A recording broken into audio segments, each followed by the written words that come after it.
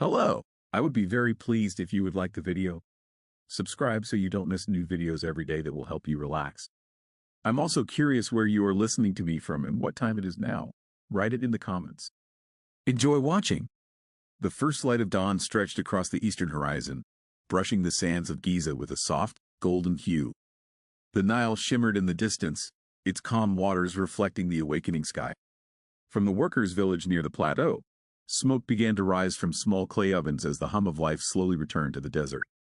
Men stirred within rows of mud brick houses, their bodies sore from the previous day's labor.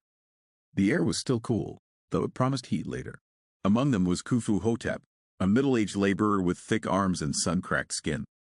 He blinked against the dawn light, sitting up on his reed mat, the sound of distant drums calling workers to rise. His wife, Nefru, was already awake. She handed him a small bowl of barley porridge and a piece of bread. Their hut was modest, a single room with walls painted white to reflect the sun. On the floor lay small amulets for protection, gifts from a temple scribe who once passed through their village. Khufu-hotep kissed his son's forehead before stepping outside into the morning air. Outside, the camp was alive with motion. Teams of men wrapped linen around their waists, tightening belts made of rope. Overseers shouted orders, their staffs tapping the ground to drive urgency into the morning. Beyond the village, the half-built pyramid loomed like a mountain against the dawn, its top vanishing into haze. To Khufu-hotep, it was both a monument and a burden, one he had carried for years. The workers gathered near the edge of the camp, forming lines. Each group was part of a file, a team responsible for a section of the pyramid. Khufu-hotep belonged to the followers of Ra, one of the strongest gangs. The name was painted proudly on their banner. Beside them, rival teams joked and competed. The camaraderie among workers was their only shield against exhaustion. A priest from the royal temple arrived, carrying incense and an alabaster jar of holy water. He murmured prayers to the gods, invoking Ptah, patron of craftsmen, and Ra, the sun god who witnessed their labor. The men bowed their heads. Khufu-hotep, though weary, always felt a small spark of pride during these rituals, as if their sweat truly built something divine. The overseer, a tall man with a shaved head and copper staff, barked the day's orders. Hauling ramp duty today, south side, pull hard, the blocks must reach the third terrace before noon. His voice cracked like a whip through the dry air. Khufu-hotep nodded silently. He'd done this countless times. Pull, haul, rest, pull again. They marched toward the quarry first, where teams of stonemasons were already at work. The clang of copper chisels echoed through the valley. Dust hung thick in the air.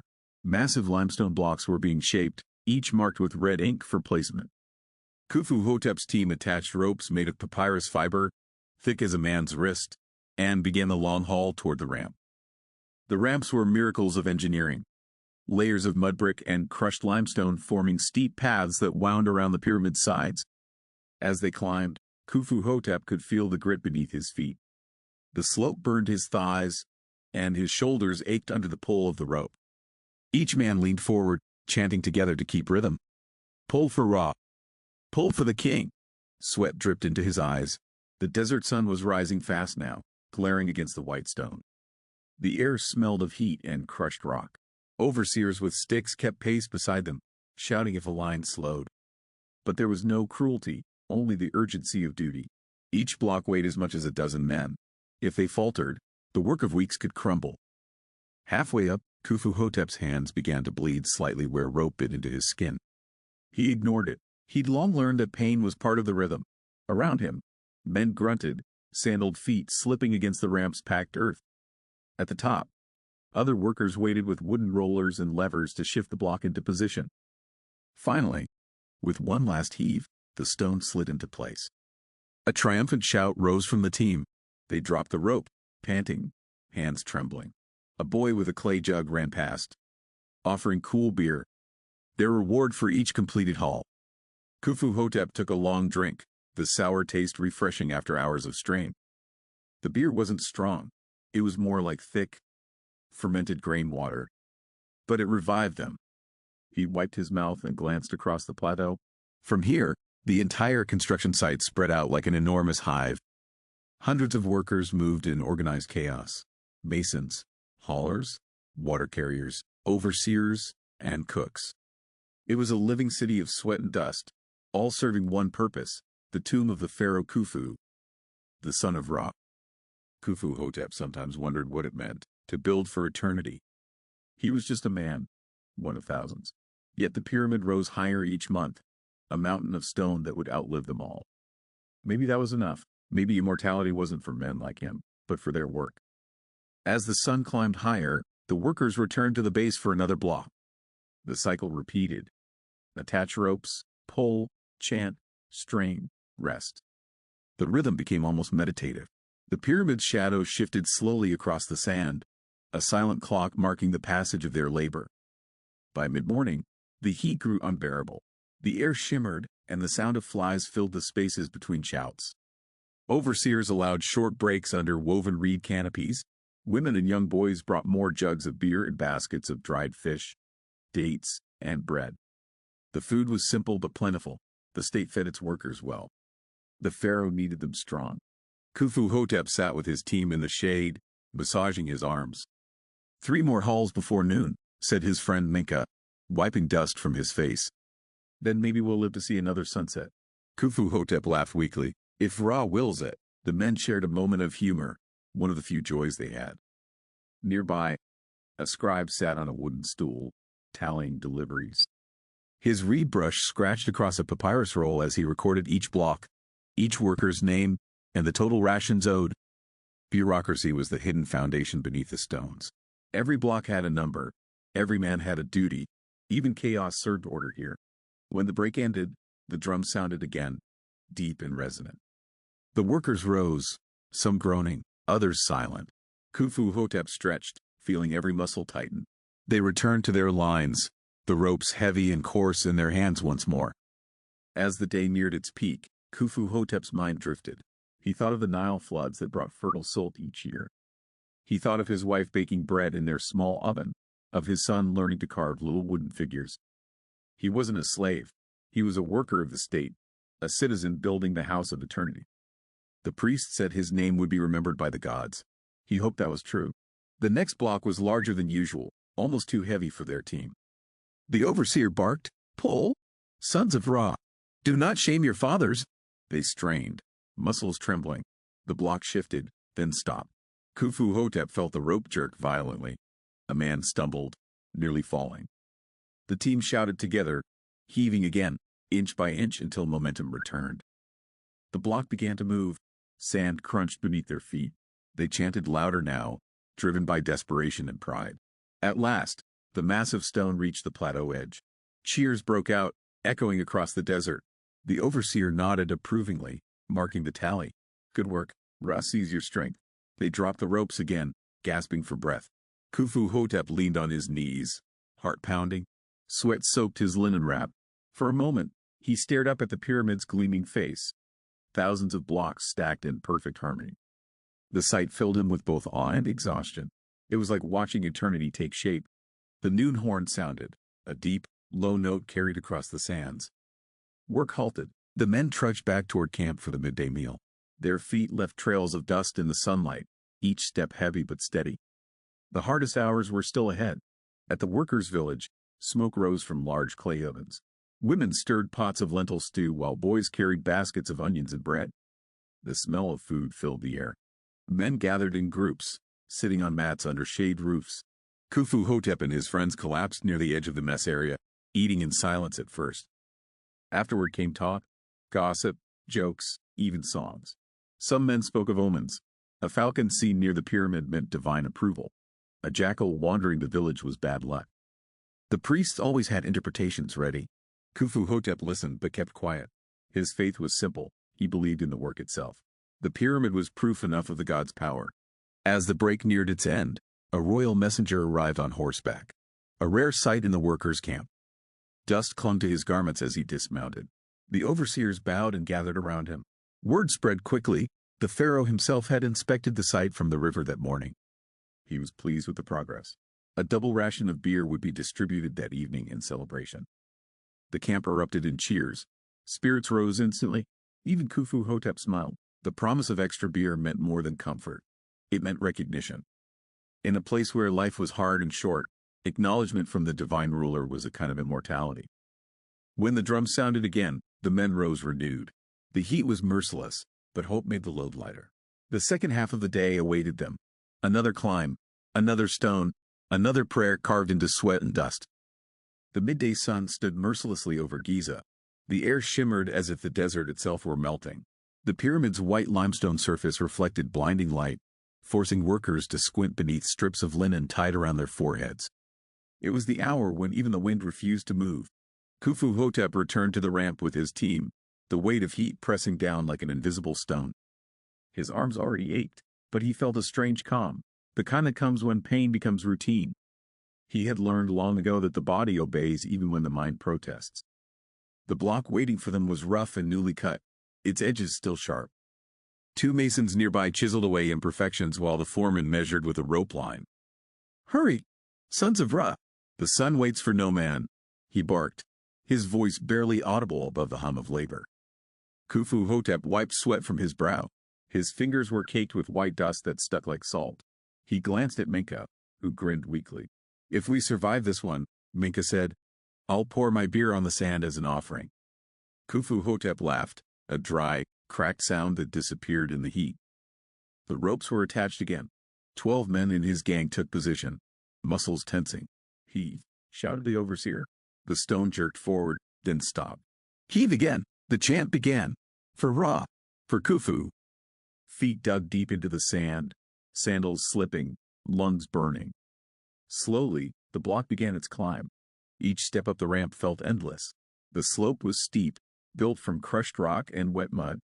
Slaves and apprentices poured water on the ground to reduce friction, though it made footing dangerous. Khufu-hotep nearly slipped but caught himself with a grunt.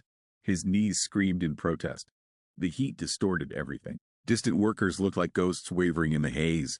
Above them, the top of the pyramid seemed to float against the blue sky, unreachable, divine. Every man here dreamed of seeing it from the summit, even just once. Few ever would. A sudden cry broke through the rhythmic chants. One of the rope handlers stumbled, his foot twisted on the slick mud. The rope snapped taut, sending a jolt through the line. The massive block shifted dangerously, leaning to one side. Shouts filled the air. "Hold! Hold!" Khufu-hotep threw his shoulder into the rope, muscles straining. The team roared in unison, pushing against death itself. Sand exploded under their feet. For a moment, it seemed the block would tip.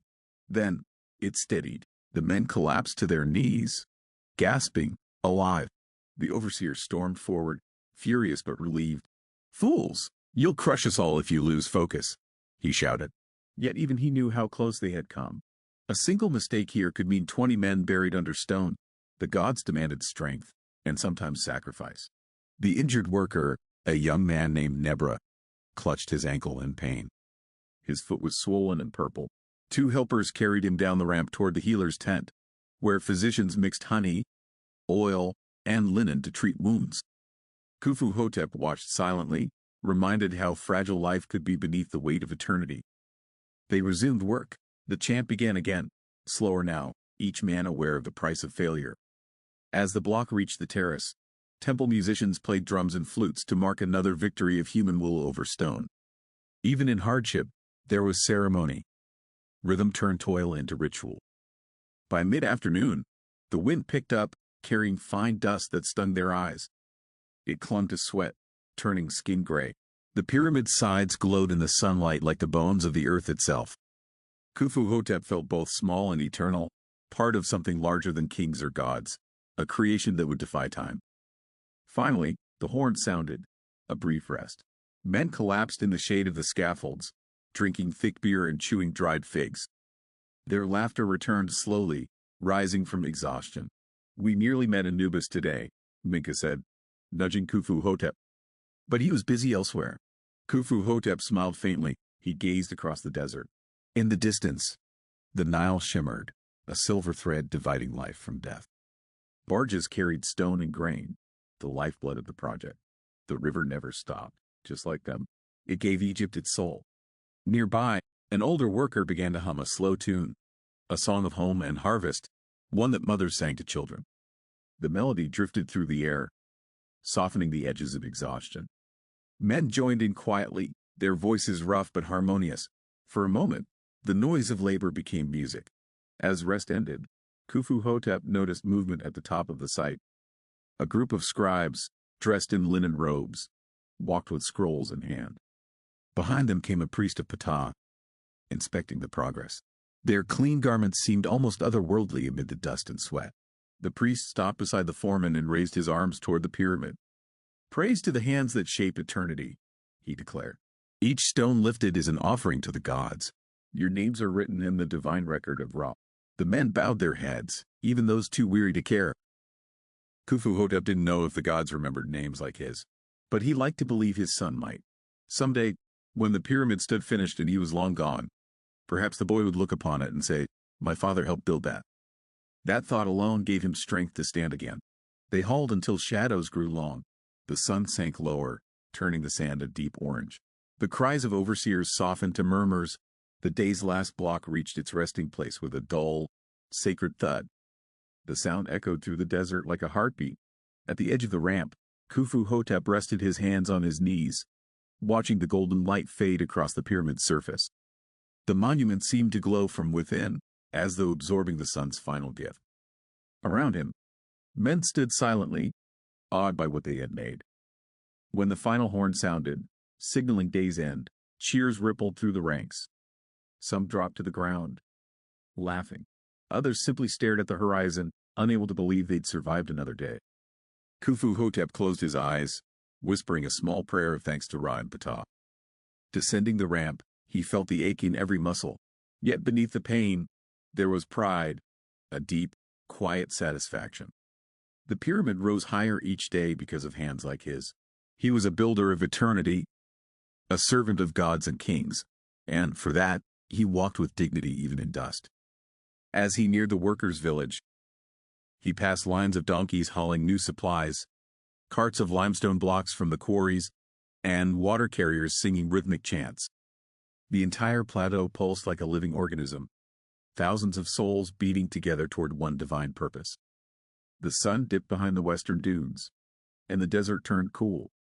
The sky deepened into crimson, then violet. From the distance came the sound of flutes and drums, the evening celebration promised earlier. The workers' spirits revived at once. At the heart of the camp, a large fire burned. Clay jugs of beer were passed around, and bread baked fresh for the feast. The overseer himself raised a cup. "To the pharaoh, whose pyramid nears the sky," he shouted, and to the men who raise it stone by stone. A roar of cheers erupted. Khufu-hotep laughed freely now, sitting beside Minka and others. They drank, ate, and told stories.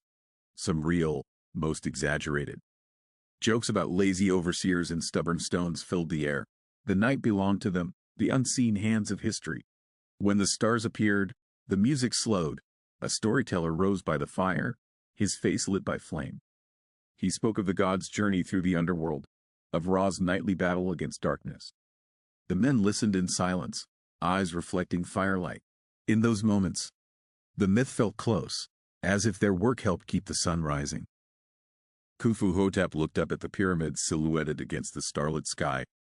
Its sides caught faint moonlight, sharp and silent.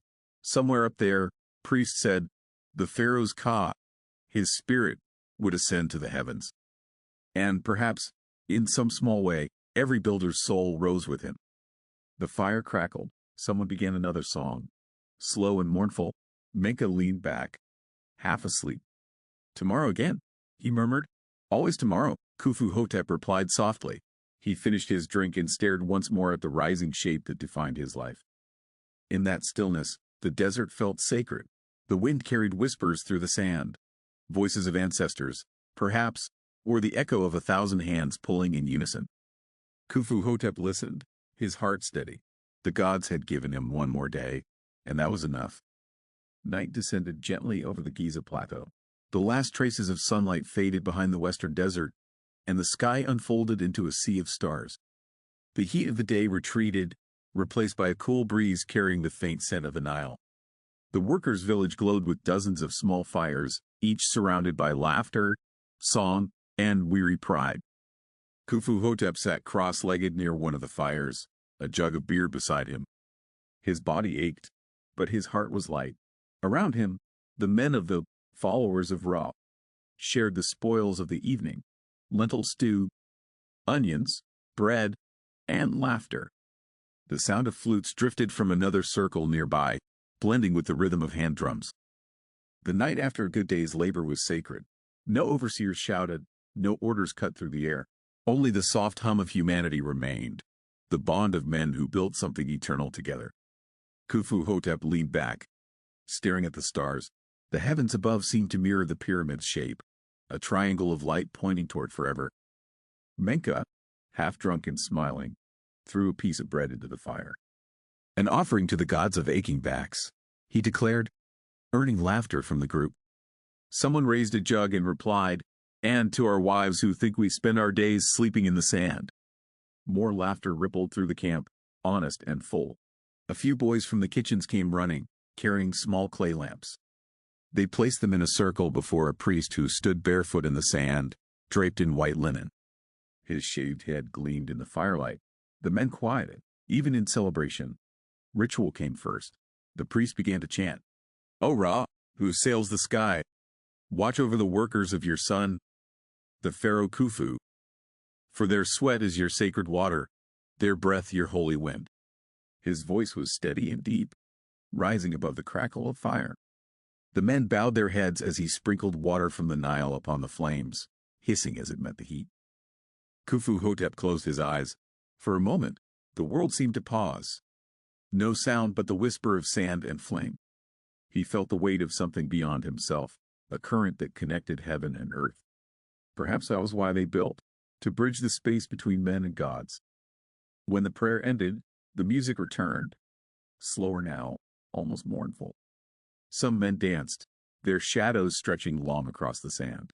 Others simply watched the fire, their minds drifting. Khufu-hotep felt the pull of exhaustion settling into his bones. Tomorrow would come too soon.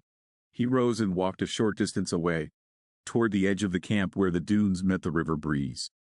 From here, he could see the dark outline of the pyramid, a silent titan under the moon. Torches burned faintly along its base, where guards kept watch. The structure seemed alive, breathing in the starlight. He sat on a rock, letting the night wind cool his face. In the distance, frogs croaked along the Nile.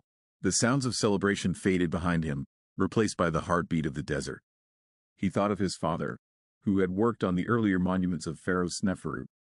His father's hands had carried stones that now slept beneath the sand. Will my work last longer than his? He wondered aloud.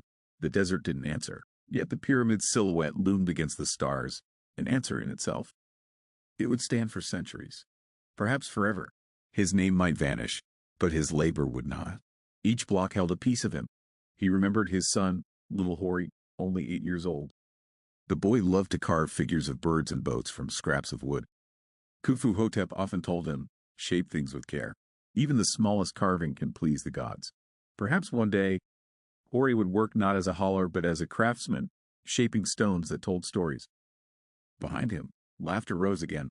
Menka called out, "Khufu-hotep, come back, dreamer, you'll miss the next song."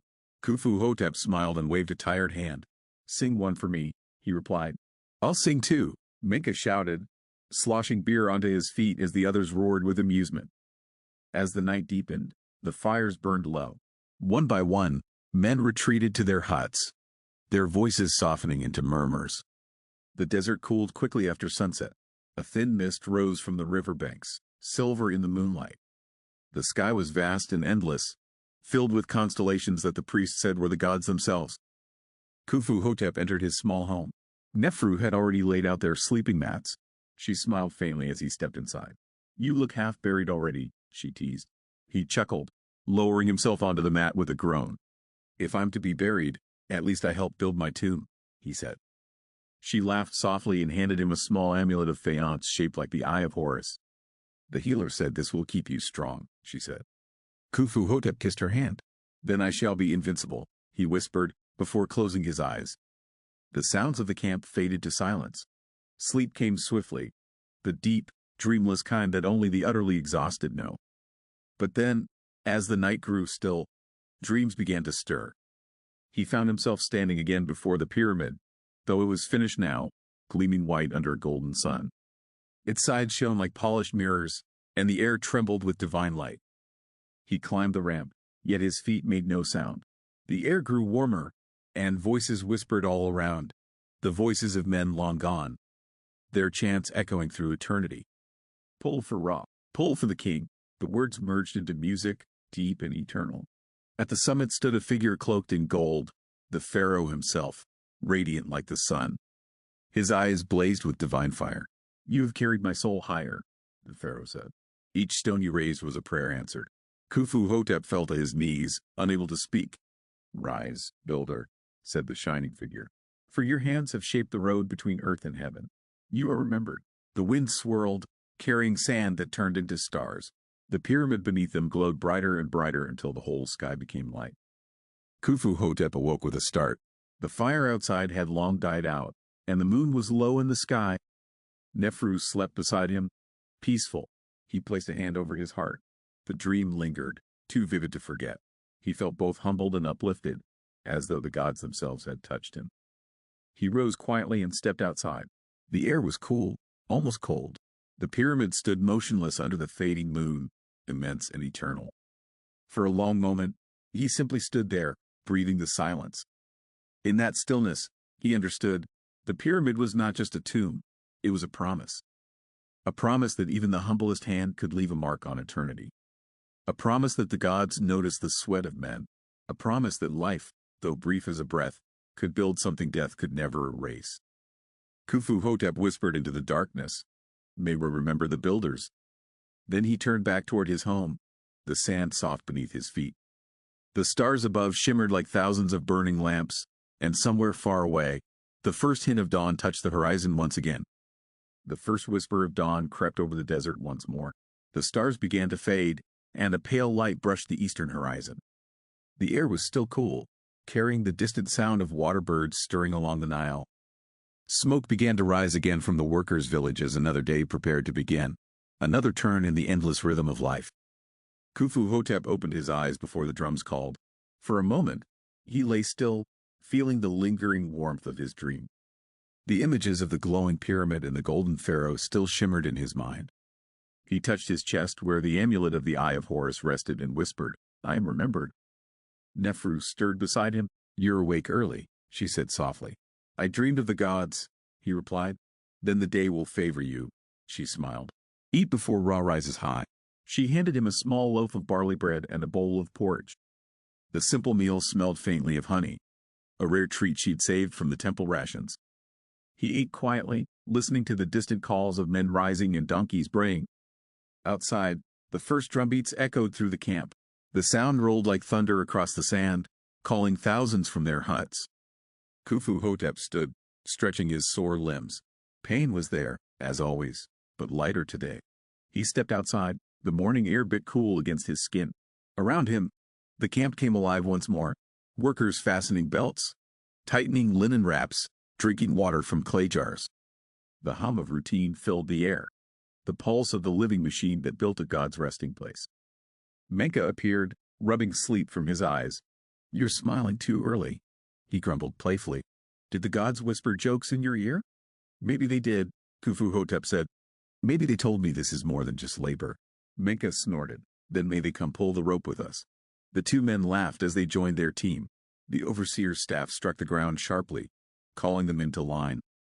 The priest arrived again with incense, his voice steady as he chanted blessings. The sun began to peek over the horizon, washing the world in gold. The workers bowed, faces glowing in the light. As they marched toward the ramp, Khufu-hotep glanced at the pyramid rising before them. Its shadow stretched across the desert like the arm of a giant. It was taller now. He could see where yesterday's stones rested, perfectly aligned with the ones before. The monument was alive, growing with every heartbeat of human effort. The team reached the quarry where fresh blocks waited. Dust swirled as chisels struck stone, echoing like drums of war. Khufu-hotep took his place at the rope. His hands were rough and scarred, but his grip was sure. He looked to his men and shouted, For Ra! For the pharaoh! For us! They pulled. The rope bit into flesh, but the rhythm came naturally. The chant rose once more, deep and steady. The sound of dozens of teams working in unison rolled like thunder over the plateau. Each shout, each footstep, each breath joined into one mighty heartbeat, the rhythm of eternity itself. The heat grew, but Khufu-hotep barely noticed. His mind moved beyond pain now. He could feel the purpose in every motion, the sacred cycle repeating day after day. It was not suffering, it was creation. The pyramid, the sun, the Nile, all followed the same pattern of birth, endurance, and renewal. At midday, they paused for food and water. The overseer allowed a longer break, for it was festival week in honor of Ra's ascent. A group of priests climbed partway up the pyramid to leave offerings of incense and lotus flowers. Music drifted down from their procession, flutes, rattles, and the slow beat of drums that echoed through the stone. The men sat in the shade of the ramp, watching the ceremony from below. Khufu-hotep felt a quiet pride. "Do you see?" he said to Mecca. "Even the priests bow to the work of our hands." Mecca nodded. "Strange, isn't it? We carry the stones, but they carry the words. Both are needed," Khufu-hotep replied. "Stone remembers when words fade." Later that afternoon, a cool breeze swept across the desert, a rare gift. Dust rose from the ramps, but the wind made the heat bearable. The men pulled again, lighter now. Laughter breaking through the chants. Khufu-hotep felt something shift within him, a quiet certainty that his life had purpose beyond survival.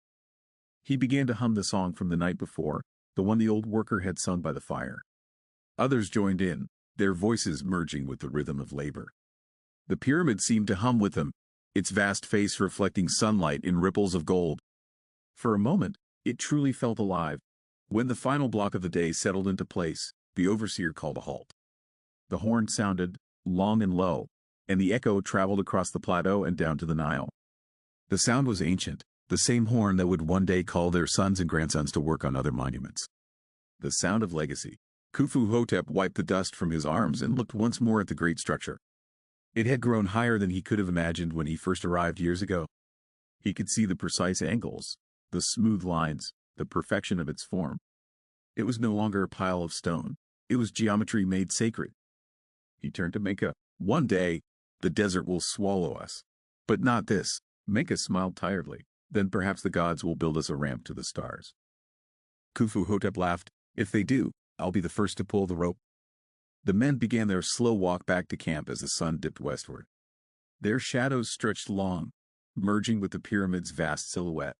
The world turned amber, and the wind carried the scent of earth and sweat, the perfume of creation. That evening, Khufu-hotep didn't join the fires. He sat instead by the river, watching the reflection of the pyramid ripple across the water. The sky turned violet, and the first stars emerged, the same ones that guided the Pharaoh's soul to heaven. Somewhere among them, perhaps, his father's spirit watched. He whispered softly, "We build for you too." The river answered with a gentle lap against the shore. He felt peace settle over him like cool linen. For the first time in years, the ache in his body felt almost welcome. Proof that he had lived fully, served nobly, and left something behind. When he finally returned home, Nefru and Lil Hori were waiting. The boy ran to him, clutching a small wooden carving, a pyramid no taller than his hand. "I made this today, father," he said proudly. Khufu-hotep took it gently, tears pricking his eyes. "Then the gods have given you strong hands, my son." He placed the carving beside their small shrine to Ptah, the god of builders. The boy looked up, curious. "Will our pyramid last forever?" Khufu-hotep smiled, his gaze drifting toward the great structure outside. "As long as the sun rises, it will. And even when it falls, the gods will still see it." That night, sleep came softly. The sounds of the camp faded into a distant murmur. The moon rose above the pyramid, silver and silent, bathing its stones in divine light. Khufu-hotep dreamed again, not of toil or pain, but of flight. He saw himself walking upward along the pyramid's shining face, higher and higher, until the stars opened to greet him. When morning came, he would rise again, pick up the rope, and pull. The same rhythm, the same labor, yet never meaningless. For each sunrise, each chant, each breath of dust was part of a story that would echo across millennia. Long after his bones returned to sand, the pyramid would still stand, a mountain of memory, a heartbeat frozen in stone. And though no one would remember his name, the gods would. They always remembered the builders. Years had passed since Khufu-hotep first set foot on the pyramid site. The once rough limestone blocks had been raised, aligned, and polished. The immense structure now stood complete, gleaming under the Egyptian sun, a testament to thousands of hands, sweat, and faith. Khufu-hotep, now older and grayer, approached the base with reverent awe. He walked slowly along the desert sand, feeling its familiar crunch beneath his sandals. The village had grown over the years, adding new huts, a small temple, and workshops for the craftsmen who carved statues and reliefs. Children ran along the paths, their laughter echoing among the stones. Khufu-hotep smiled at their energy, reminders of life continuing, even as monuments endure. The overseer who had once shouted orders now approached with a respectful bow. "Master Khufu-hotep," he said, "the pharaoh himself inspects the pyramid today." The old laborer nodded. He felt neither pride nor fear. The pyramid had long surpassed his own ambitions. It belonged to eternity, not men. Yet recognition from the pharaoh still carried weight. A priest of Ptah joined them, incense swirling in the warm air. His voice rose in chant, praising the gods and the hands that had built the pharaoh's house. Khufu-hotep bowed, letting memory sweep over him, decades of hauling, chiseling, climbing ramps under merciless sun. Each bead of sweat, each aching muscle, had been part of something far greater than himself. The pharaoh appeared, dressed in linen robes trimmed with gold, his sandals silent on the desert stone. He raised his arms, gesturing toward the pyramid. "This monument shall endure for all time, as shall those who labored faithfully upon it," he declared. Khufu-hotep felt a lump rise in his throat. The pharaoh's eyes briefly met his, and he saw recognition, quiet and profound. Around the pyramid, workers from past decades had returned for the ceremony. Old friends, now scarred by time, came forward. Some walked with staffs, others with their children at their side. Menka, still spirited despite the years, clasped Khufu-hotep's shoulder. "We built more than stone," he said. "We built stories, prayers, a bridge to eternity." The air was filled with chants and songs. Children imitated the older men, pulling imaginary stones, singing lines of devotion to Ra and Khufu. Khufu-hotep knelt briefly, letting the moment sink into his bones. Each generation carried a piece of the past, and now his labor was a thread in a tapestry that would outlast them all. As midday approached, the pharaoh ordered offerings to be placed at the pyramid's entrance. Bread, wine, and lotus blossoms were set before the massive doorway carved with hieroglyphs describing the king's deeds. Khufu-hotep watched silently as priests waved incense and chanted blessings. For him, these rituals weren't just for Khufu. They honored the builders themselves, the invisible hands of eternity. Later, he wandered along the northern ramp, tracing the grooves worn by ropes decades ago. Memories surfaced, men slipping, blocks teetering, the harsh sun baking the earth, songs rising above the labor. He recalled a young boy, Nebra, who had nearly fallen under a limestone block, and how the team had saved him. Each memory was a stone of its own, laid carefully in the pyramid of his life. By late afternoon, the pharaoh departed, leaving the workers and their descendants behind. Khufu-hotep lingered, letting the desert silence fill him. The pyramid now stood unmoving, eternal, and yet he could feel its energy, a pulse, subtle and alive, echoing the labor and devotion poured into every block. As the sun dipped toward the western dunes, Khufu-hotep returned to the village. Smoke rose from ovens, children played in the streets, and women sang softly while preparing the evening meal. The life of the village went on, cyclical and steadfast, carrying the legacy of their hands and prayers into the future. That night, Khufu-hotep sat by a small fire, sipping thick beer. Menka joined him with a grin. "Do you feel it, old friend?" he asked. "The pyramid is more than stone. It remembers us."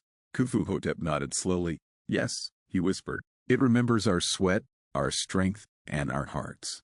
He glanced at his son, Hori, asleep nearby.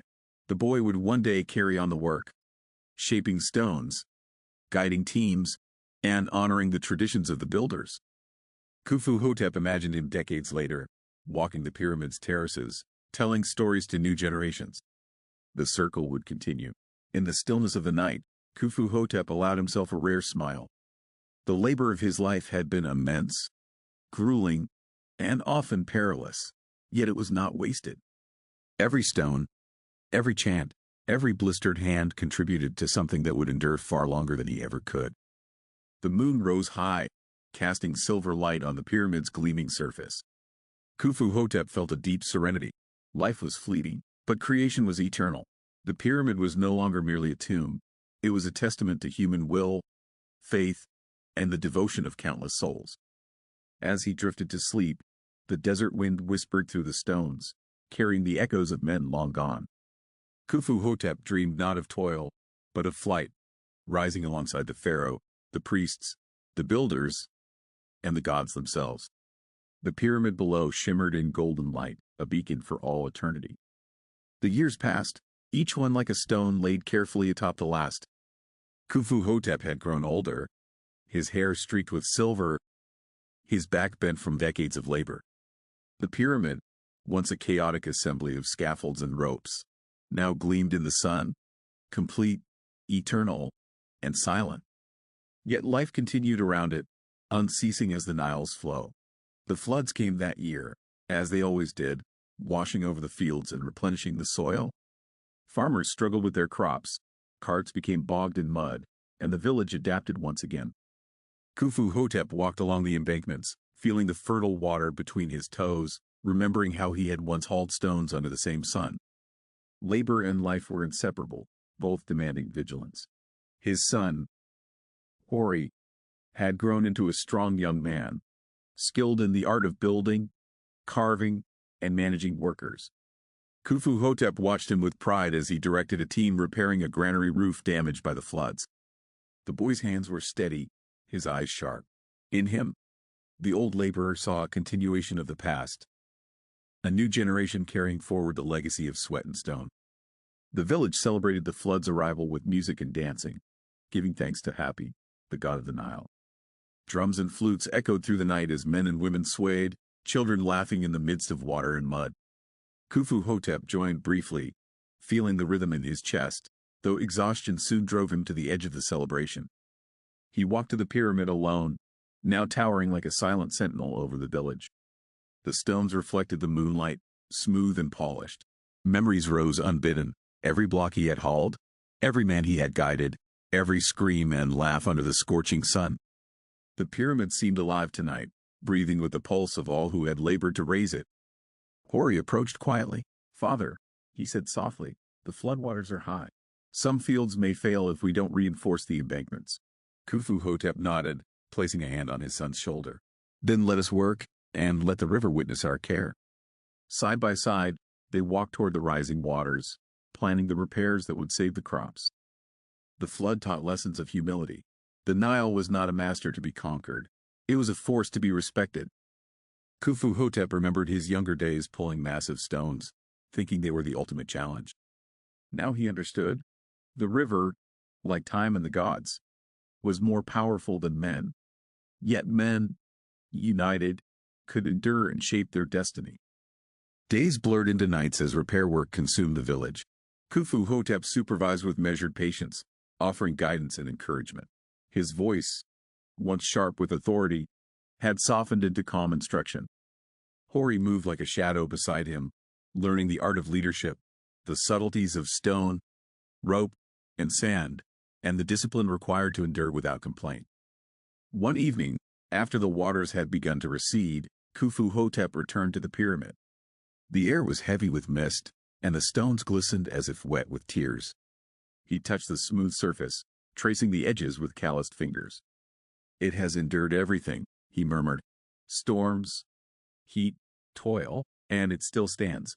Nearby, a group of young apprentices worked quietly, learning to chisel inscriptions for smaller temples and monuments. Khufu-hotep watched, a deep satisfaction settling in his chest. The pyramid was complete, but the craft, the devotion, and the memory of human effort continued in these hands. Legacy was not only stone, it was knowledge passed down. The river sang softly in the night. Frogs croaked along the banks, and birds called as they returned to their nests. Khufu-hotep felt the rhythm of life, slow, steady, unending. He realized that, like the Nile, human effort was cyclical. Builders rise, labor, and pass on the torch.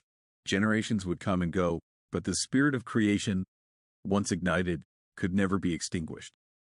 He often found himself thinking of men he had worked beside long ago. Menka, Nebra, and countless others. Many were gone, swallowed by time and desert. Yet in each block of limestone, in every line carved into the pyramid, their presence lingered. Khufu-hotep whispered their names into the night, believing that the stones carried the voices of the faithful. Floods came and went, and the village endured. Each year, Khufu-hotep grew slower, yet his mind remained sharp.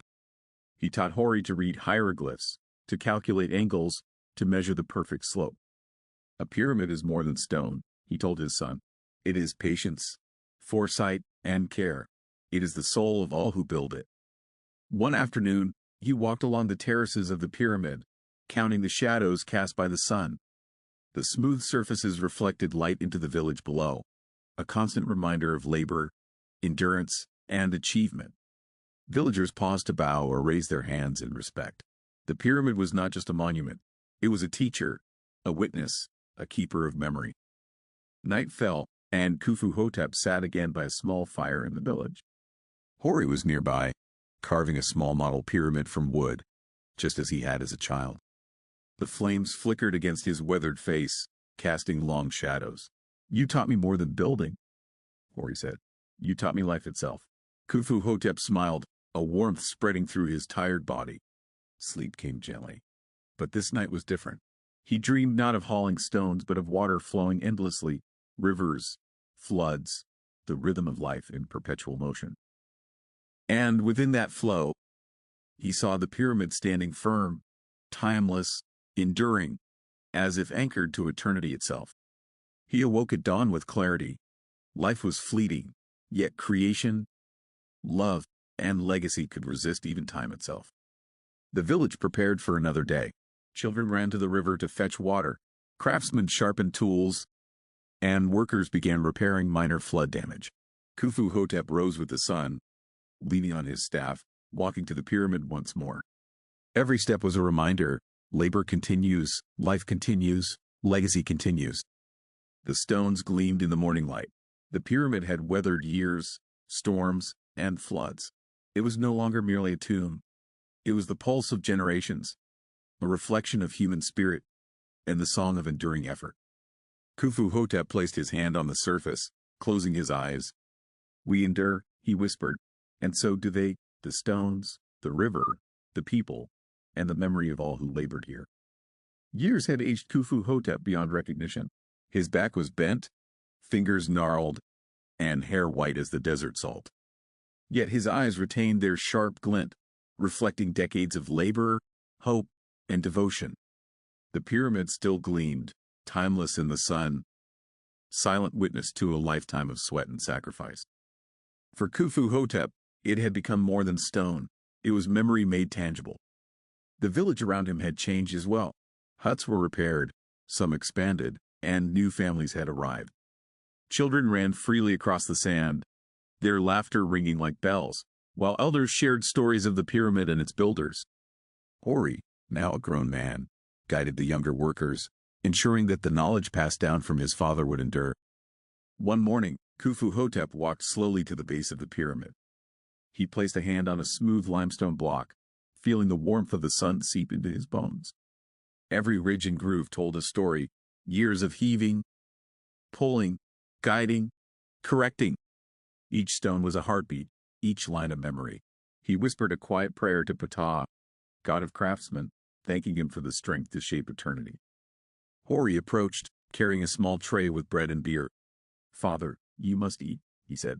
Khufu-hotep smiled faintly. "I have eaten, but the pyramid itself nourishes me," he replied. They sat together in silence, gazing up at the monument that had defined their lives. The morning sun glinted off the apex, illuminating the path to eternity. Time moved differently now. Khufu-hotep felt the years in his joints, the weariness in his chest. Yet his mind remained sharp. He recalled Menka's laughter, the chants of priests, the cries of young laborers, and the quiet moments beside evening fires. All of it flowed together, one lifetime, one endless rhythm, mirrored in the enduring stone. As dusk approached, a group of villagers carried torches to illuminate the pyramid.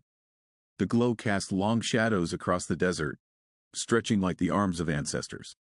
Khufu-hotep stood among them, feeling the collective memory of countless hands that had lifted stones, carved hieroglyphs, and sung to Ra.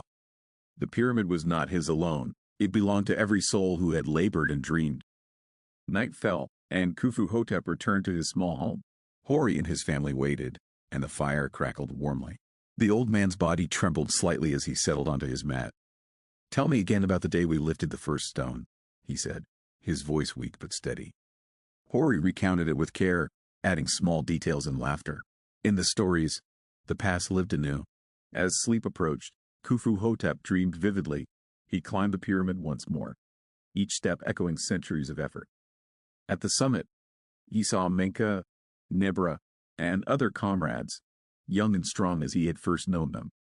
The pharaoh appeared too, radiant in golden robes, extending a hand. "Well done," the divine voice intoned. "You have built not just a tomb, but a bridge to eternity." In the dream, the pyramid glowed like the sun itself.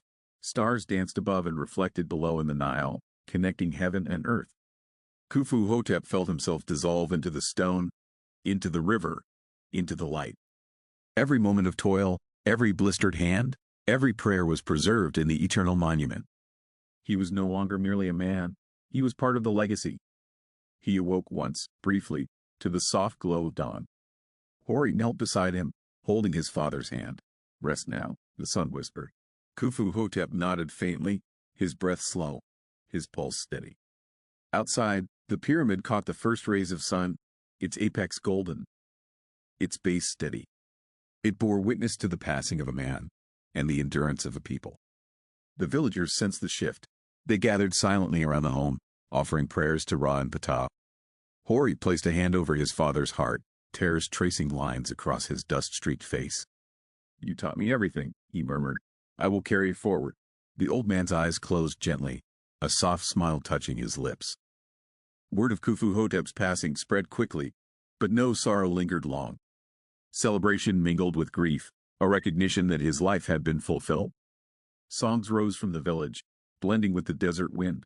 Children ran, laughter echoing, carrying forward the joy and discipline of labor. The pyramid stood, immutable, reflecting the light and memory of those who had built it. Hori continued to oversee smaller projects, instructing apprentices in the art of stonework, rope, and faith. The knowledge of generations flowed through him, preserved in careful hands. He would return often to the pyramid, tracing the lines his father had once traced, feeling the pulse of memory and effort embedded in each block. Years later, travelers and priests visited the pyramid, marveling at its precision and grandeur. They spoke of the pharaoh, of the builders, of the unseen hands that raised the stones. Khufu-hotep's name may have faded in official records, but in every stone, every groove, every measurement, the essence of the man endured. The desert shifted with the seasons, wind carving new patterns into the sand, yet the pyramid remained. Sun, moon, and stars traced their paths across its face. For generations, the monument would stand, a bridge between human effort and divine eternity. Khufu-hotep's life, his sweat, his devotion, and his love for his son and craft had become immortal. At night, under a sky dense with stars, villagers would whisper stories of the builder who had lifted stones higher than men dared dream. Children would look to the pyramid and imagine themselves strong, capable, and part of something eternal. And in that way, Khufu-hotep's legacy lived, not just in stone, but in memory, teaching, and inspiration. The pyramid was complete. Khufu-hotep had completed his journey. Life had ended, but creation had not. The eternal stone, reflecting sun and stars alike, carried the heartbeat of a man, his comrades, and the generations to follow. A silent, unwavering testament to human endeavor and the enduring power of legacy. Centuries later, the desert winds whispered over the plateau of Giza. The pyramid rose like a frozen mountain, white limestone edges gleaming under the relentless sun. Generations had come and gone, The village that once bustled with the voices of Khufu-hotep's contemporaries had long vanished. Only the stones remained, silent yet alive, bearing the memory of countless hands that had lifted, shaped, and placed them. Travelers and priests from distant lands now arrived, awestruck by the enormity of the structure. They gazed up at its apex, tracing the perfect angles and imagining the labor it had demanded. Some whispered tales of the pharaoh Khufu, the rulers who commissioned it, yet others felt the unseen presence of those whose sweat and devotion had truly brought it into being, the builders whose names were mostly lost to time. In the desert night, the wind stirred sand against the pyramid's face, producing a subtle, haunting sound, like distant chanting. The echo carried across the plateau, evoking the rhythm of work long past. It was as if Khufu-hotep himself, and his comrades Menka, Nebra, and the others, still moved among the blocks, pulling ropes, guiding stones, and singing to Ra. A young boy from a nearby settlement ran along the base of the pyramid, climbing a small dune to see its peak. He was fascinated by the monument, imagining giants lifting stone blocks, voices calling in unison, sweat dripping under the blazing sun. A village elder approached, pointing to the structure. This was built by men who lived and died long ago. They have left their hearts in stone. The boy listened intently, feeling the weight of centuries. "Can we touch the stones?" he asked. The elder nodded. "Yes, and if you listen carefully, you may hear the whispers of those who raised them." The boy laid his hands on the warm limestone. He felt something deep, something unspoken, the pulse of human endeavor frozen in eternity. In the heavens, the stars moved as they always had. Orion, Sirius, and the Pleiades traced their familiar paths above the pyramid. Khufu-hotep's time on Earth had passed, yet in the constellations, generations of builders saw reflections of themselves, the cycle of life, death, and memory mirrored in the heavens. Far across the Nile, scholars and scribes came to study the structure. They measured its angles, recorded inscriptions, and attempted to decode the precise techniques used to raise stones so high with only human hands. Every line of hieroglyphs, every groove and notch, was proof of ingenuity, faith, and unity.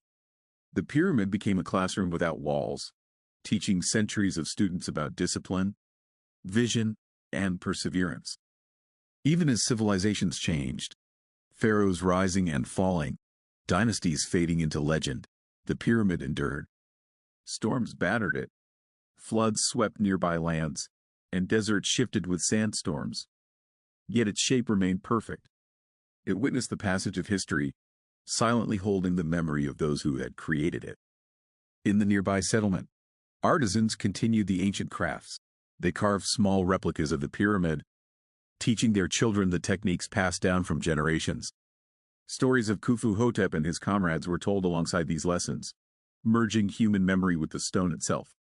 Though names faded from written records, the legacy persisted in practice, craft, and ritual.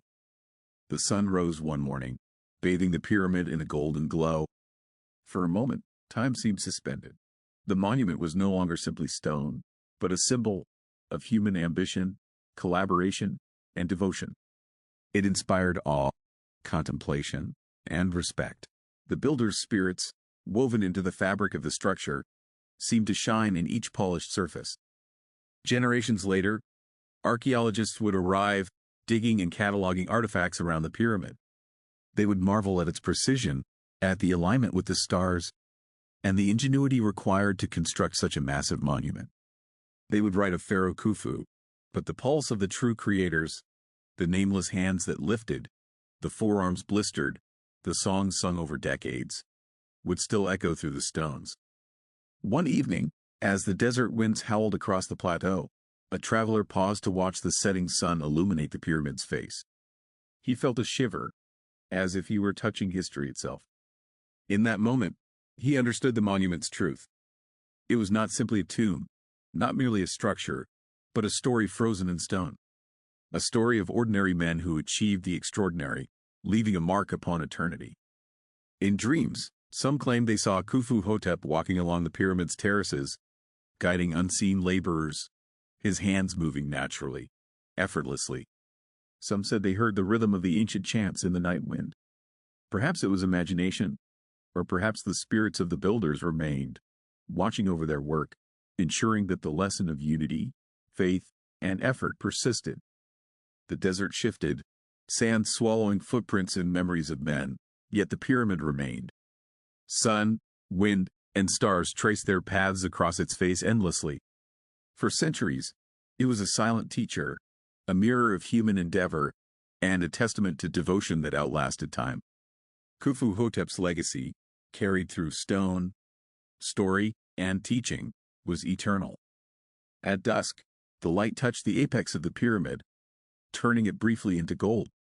For a fleeting moment, it shone as if alive, a beacon for travelers, villagers, scholars, and dreamers alike. The pulse of those who had labored, their sweat, hopes, prayers, and laughter, still resonated, whispering across the centuries. The eternal stone, the pyramid, stood against the desert winds and sun, witnessing generations rise and fall. It bore silent testimony to what humans could achieve when united by purpose and faith. And in that endurance, Khufu-hotep, Menka, Hori, and countless nameless builders lived on, forever part of the story of humanity. The stars rose higher, the moon glimmered, and the desert hummed with life unseen. The pyramid remained eternal, magnificent, and alive with memory. Human hands had shaped it, yet it had grown beyond them, a bridge between the temporal and the immortal, a monument to labor, faith, and the enduring power of legacy.